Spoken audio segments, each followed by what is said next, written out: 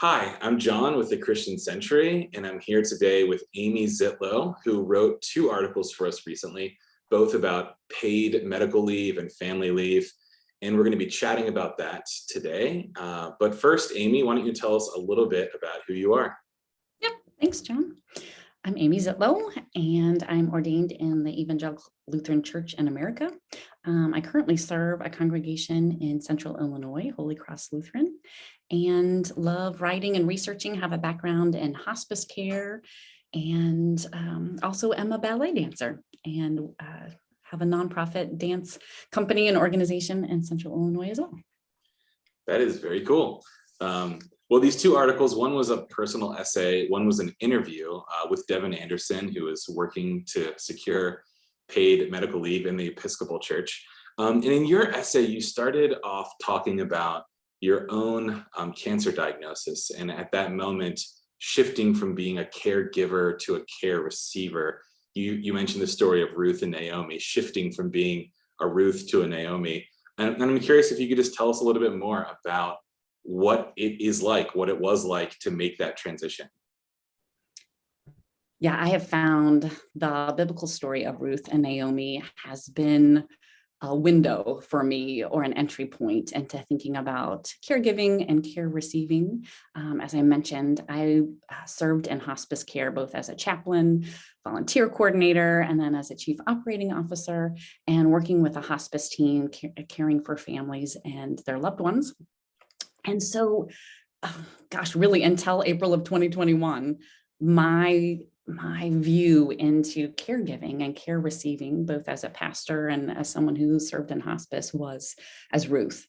The one who's companioning, who's making the covenant to walk alongside people no matter where they're going, the resourcefulness, her gleaning out in the fields and kind of having her like finger on the pulse of how the social safety net works and making those connections, networking, gathering together the community around those who would be in need, bringing back that wheat for Naomi, and like really tapping into that sense of both action and being creative and being clever and kind of understanding how the system works and how to use the system to benefit those most in need.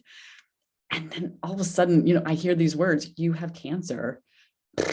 And the next thing I know, I'm not Ruth, I'm Naomi, there in the wilderness, seeing everything that I had put together all of a sudden just like falling through my fingers, and looking around and not really knowing who I am. That moment when Naomi changes her name from Naomi to Mara, call me bitter. That sense of, I don't know if I ever fully leaned into that bitterness element, but that sense of not knowing my name, of not knowing who I am, coming back to your community and people not knowing who you are, was definitely something I thought a lot about going through treatment, in part because cancer treatment does involve changing your hair and changing your body and changing what you feel like. So personally, that element of all of a sudden I am Naomi, and being so grateful to see all the many Ruths around me personally, from my family, my friends, definitely the congregation that I served, like just looking around and seeing my oncologist and radiologist and this huge team of people that were part of my social safety net. But then as treatment choices sort of came to a head, okay, you are going to have surgery, you are going to start chemotherapy, these types of things, and realizing I could not continue on in my normal everyday life in order to truly attend to what my body and what my needs were at that time. Realizing I didn't have the very social safety net I had been researching and advocating for 2 decades. And all of a sudden just being kind of brought up short, that I had been so short-sighted all of that time, realizing that the FMLA for our country is a unpaid benefit, unless you're in a particular state that would have paid FMLA. But that would guarantee you up to 12 weeks of leave.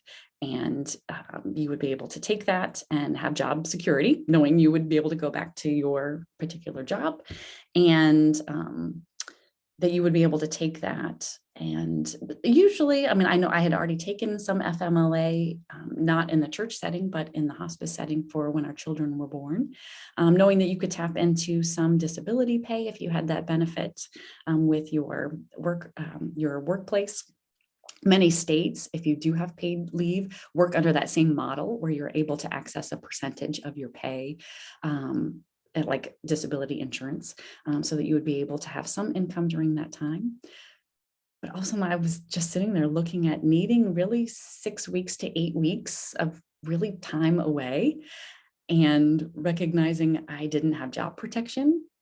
Because in part, the FMLA protects you if you have more than, if there are more than 50 employees for your quote unquote company or organization within 50 miles of you, or 75 miles of you, which in Central Illinois, there are not more than 50 pastors there's not even 50 pastors, I think, in our whole synod. Yeah,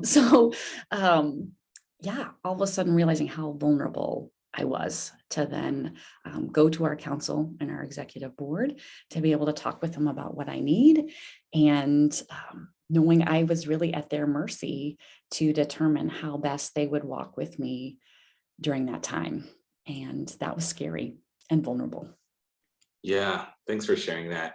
In the article, you say that essentially you were very lucky or fortunate that your council did provide a lot of the support that you needed. But a lot of clergy out there in similar situations, unfortunately, don't have that same experience. What is your sense of what's going on out there with other clergy who are facing medical crises? It's really heartbreaking. After an article is published at the Christian Century, I always find, like, if I've done the dwelling in the word, reflecting on the word column, or those different places, I'll receive messages through Twitter or messages through Facebook from different people. And it's been really hard reading some of the responses to these articles, where most people have had really tough times, where I've been serving the congregation I'm at for now almost 10 years. And we've been through a lot together. And so I had longevity. I both had knowledge of how to access paid leave from all the work that I had done. So I sort of knew how to advocate for myself. I had language. I had people from other fields that could help advise me on how to access leave. I could be really clear about what I needed pastorally from our synod and from the other pastors in our area. But that's not always the case, especially if you are new to your call, or new to being ordained, or we've just come out of COVID. All of us are incredibly stressed. All of our congregations have been under a lot of stress. So how to navigate that is not clear. And when it's not, it causes a lot of pain. And that grieves me. That weighs on my heart. And I was really thankful then to interview Devin Anderson, who's a priest in the Episcopalian denomination, and just learning from her about her drawing upon her own work through legislative bodies in her previous life before being ordained, and how she brought that to her whole denomination in terms of, yes, thank God we have congregations that both have financial resources, have access to other clergy members. I mean, I'm very mindful in Central Illinois, we do not have a dearth of retired pastors or people who can do pulpit supply. So if I'm gone for 2 months, the biggest stress for the congregation is who's leading worship, who is preaching, how are we filling the pulpit during this time? And so, yes, so it's wonderful if there are congregations that have those resources and have leadership who want to support their clergy or their staff people going through a time of leave. But to leave that to quote unquote chance, or to leave that to those individual places is not necessarily safe or good for the whole of all of the clergy member for those denominations. So her looking at how this really needs to be a collaborative process that happens across a church-wide expression, both involving pension fund folks and folks that understand how to administer benefits is really great, because every congregation, either you have an individual who's willing to volunteer to do that or you don't. And I know many clergy who have suffered because people don't understand how to administer benefits for retirement or insurance or whatever that might be. So tapping into those experts and who understand how to be able to provide a benefit for a large group of people across geographic areas, across, there's folks serving in cities, there's folks sitting in and serving 8,000 member towns.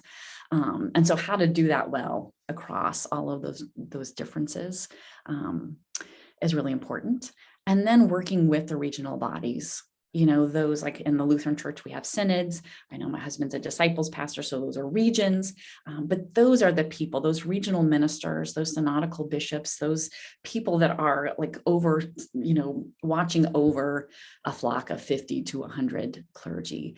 They know where people are life stage, and are going to hear some of the stories of when healthcare needs are requiring leave.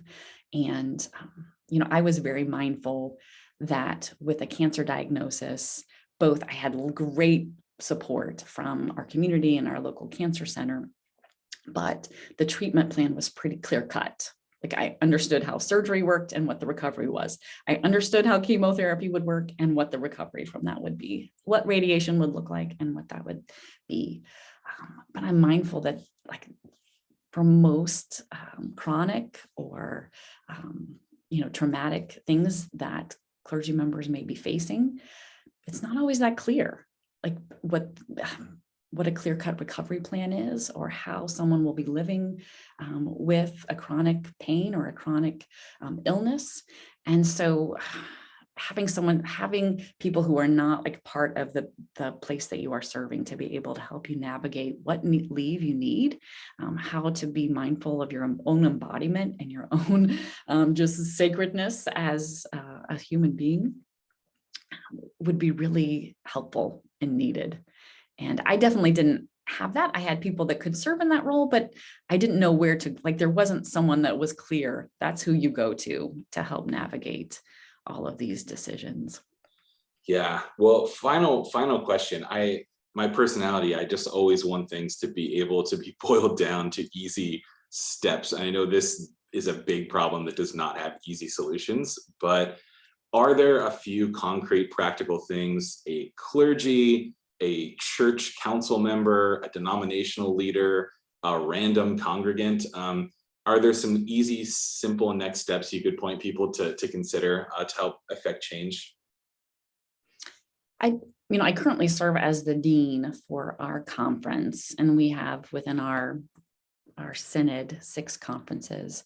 And I think that's probably where I've been looking first in terms of, do we have a family medical leave policy for our synod that would both help those who are adopting or having children, and like, what does that look like?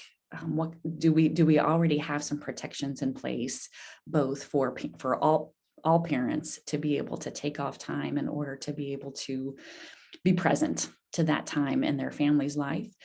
Then at the other end of the lifespan, in terms of, where are people in our synod in terms of caring for their parents or their grandparents, step-parents?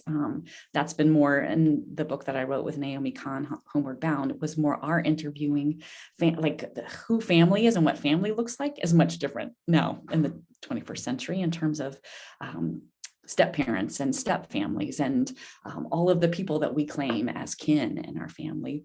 And that's going to be a big challenge in terms of both serving as a pastor and knowing that we may not live where our parents are and where they need us to be present for doctor's appointments or medical emergencies, and making decisions about how they can live well for the fullness of their lifespan. But then also looking at our sick leave and paid leave in terms of those short-term necessary needs. I know a lot of, if I even ask some of our clergy colleagues, what's your what sick leave do you have? Like, well, no. Like, do we really have sick leave? I don't know, right? And we've thought about some of that with COVID. Does, like, if you have to be in isolation for COVID, what happens if that happens over a Sunday, and what does that look like? And thankfully for Zoom, like, we're able to do some of our meetings and things like that. But in terms of actually having time away to care for yourself, we've at least started to talk about those conversations, and members of our congregation have already been navigating some of that themselves with their places of work. But it feels like, to me, like, the first, like, if someone said, Amy, what should I do? I'd say, well, first of all, start with your regional body, because that already helps you feel connected to a larger expression of church, and realizing, like, the couple that's, the clergy couple that's getting ready to have a baby is also connected to the retired clergy member who is also navigating caring for his 90-year-old mother who is needing memory care. Right. And we're all connected. And so we should all care about how are they being able to be parents and children and community members to anybody who's going to need that help.